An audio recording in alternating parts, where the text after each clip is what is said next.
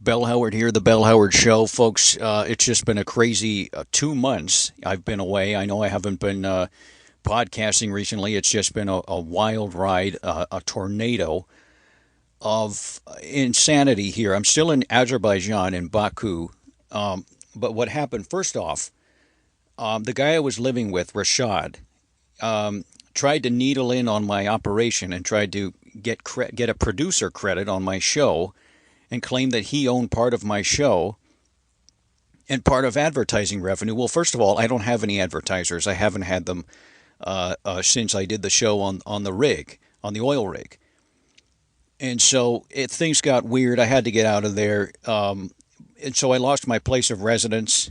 And at the same time, the show got canceled. My sitcom that I'm doing based on my time podcasting on the oil rig, The Rig, the English sitcom that they have here in Azerbaijan that I inspired, was canceled. Viewership was low, and this happens. I mean, this always happens. I mean, more often than not, things get canceled. Only a few rise to the top and become true successes, true hit shows. So that happened, and I kind of went adrift. And also, after I got kicked out of my roommate's apartment and tried to get away from him, I tried to stay at the studio where we shot the show, even after it was canceled and they found out. And so I lost my job, my place of residence, and my visa was in jeopardy. I was in jeopardy of losing my visa. They tried to reboot the show as some sort of way to teach kids English. They repackaged it as a sort of an educational show. But when they did testing, they found that kids' English test scores here in Azerbaijan were actually lowered by watching my show. And so that didn't bode well for us. But as luck would have it, I met a wonderful woman. Her name is Zarian Baidan.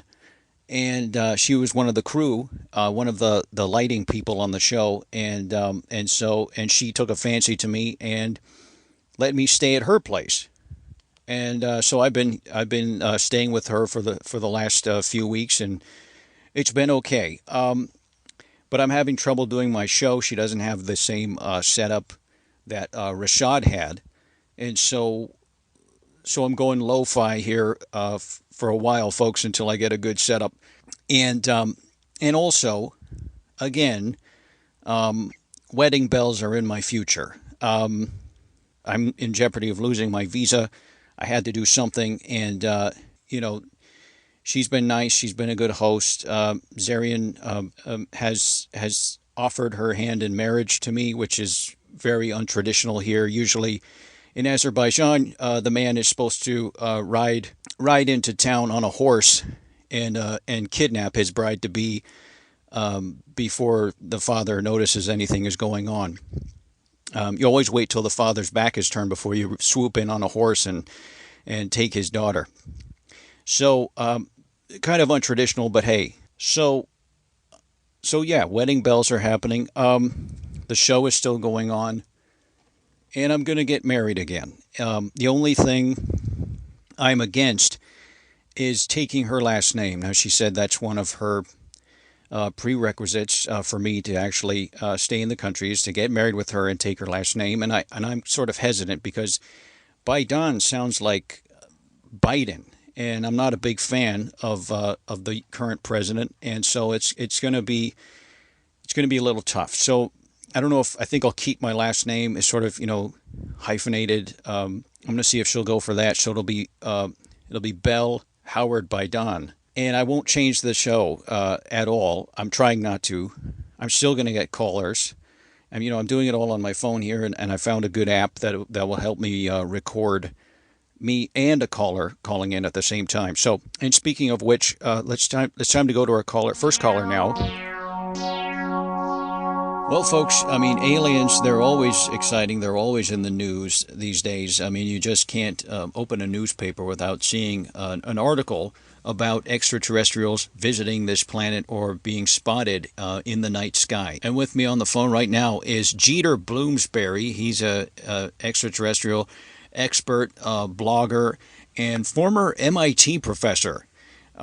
Jeter, welcome to the new Bell Howard show. Sorry about the kind of the technological impedance here, but I'm just doing the best with what I can. It's good to be here. I wasn't actually a MIT professor. I was a visiting professor. You were a visiting professor, so you were there for like a year, just teaching one or two courses. No, I visited the campus in 1993. You just visited the campus. Yeah. Like you just went to the campus, and you gave a guest lecture or something. No, I just visited the campus on my own, and actually I joined a tour. Jeter, let's talk about these aliens and alien technology, which is what you focus on a lot in the stuff that you write.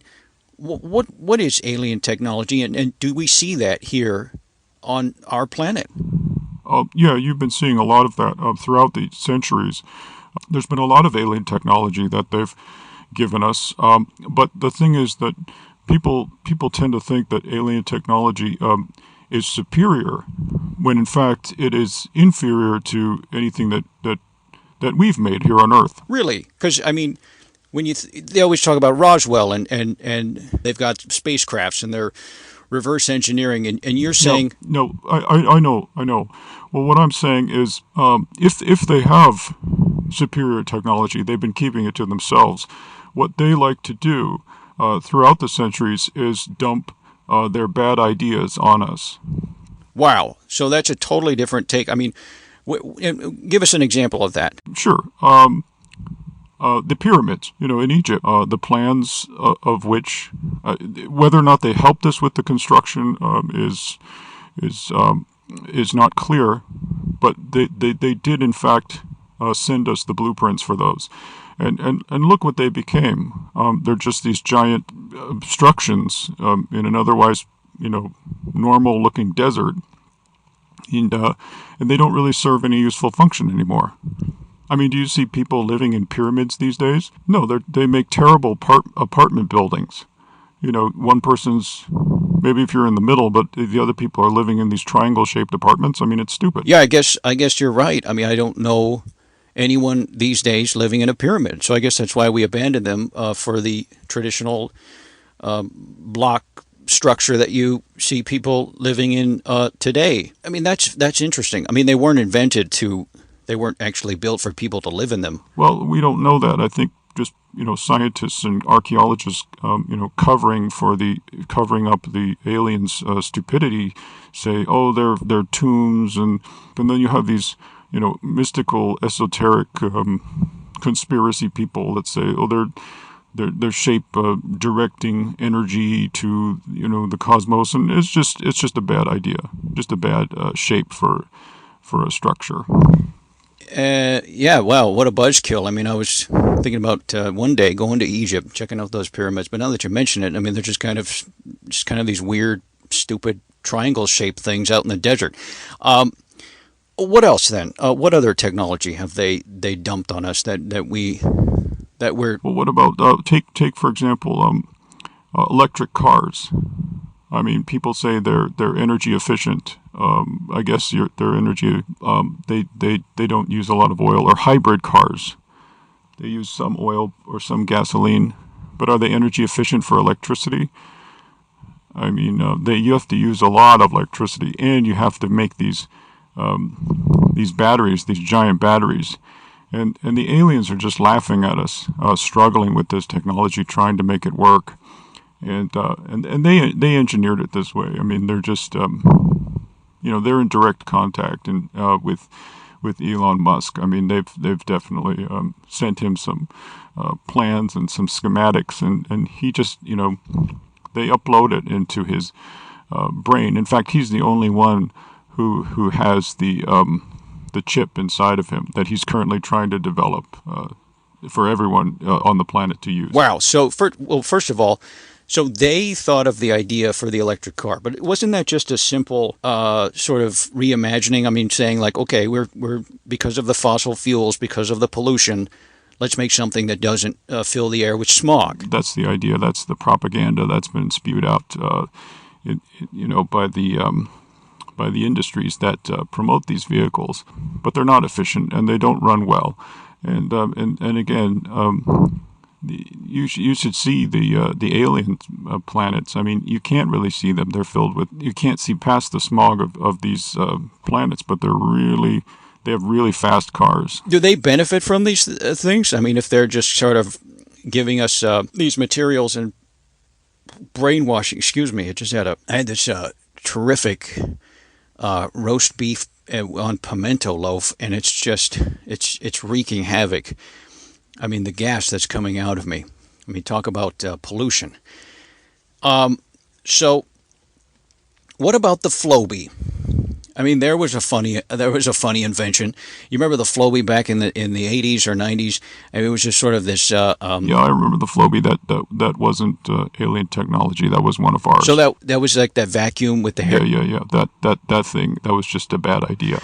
So aliens dumping this technology on us. They're making fun of us. They're laughing, saying, "Electric cars, have fun." Driving fast in those things, and good luck finding a charging station, you dumb humans. So what's the plan? I mean, are they trying to?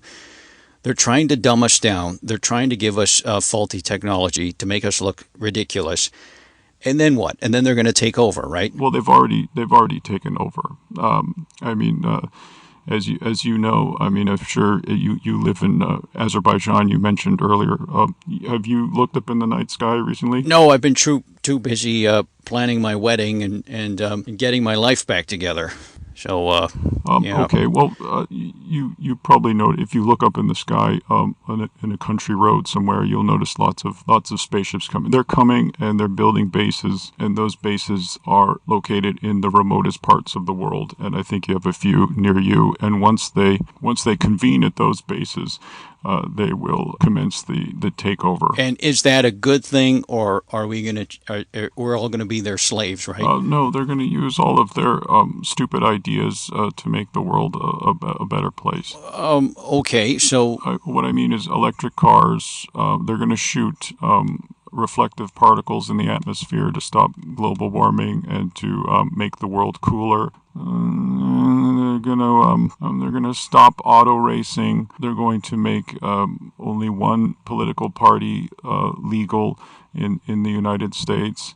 They're going to require membership on a certain social media site, and then they're going to outlaw traveling. They're going to provide space travel for billionaires, but for everyone who isn't a billionaire, they have to stay in their home and shop online for everything they need. So it could work. Well, that sounds terrifying. Jeter Bloomsbury, thank you so much for taking the time and talking to us today. I think we need to know this, but maybe there's nothing we can do about it, right? No, there's absolutely nothing. The plan will go forward. We're all going to become pupa-like creatures that are only able to sip jelly-like nutritional supplements and to maintain our health and some sliver of human consciousness. All right, Jeter, thank you so much. And come on the show again. You seem like a good guy, and I look forward to having you on the show again. Bye, Bill. All right, folks, that was it. That was the show. Thank you so much for coming back and rejoining us for this episode. We're back, and we're going to do it more often. Now that and I think things are going to change once my wife, my soon-to-be wife, my fiance, gets a computer set up. Then I'll get my stuff back up, and hopefully she doesn't want to be my producer because I've just had bad luck with producers these past. So I'm just going to produce it myself. But anyway, thanks so much, guys. Stay safe, stay sane, and stay free. Bye now.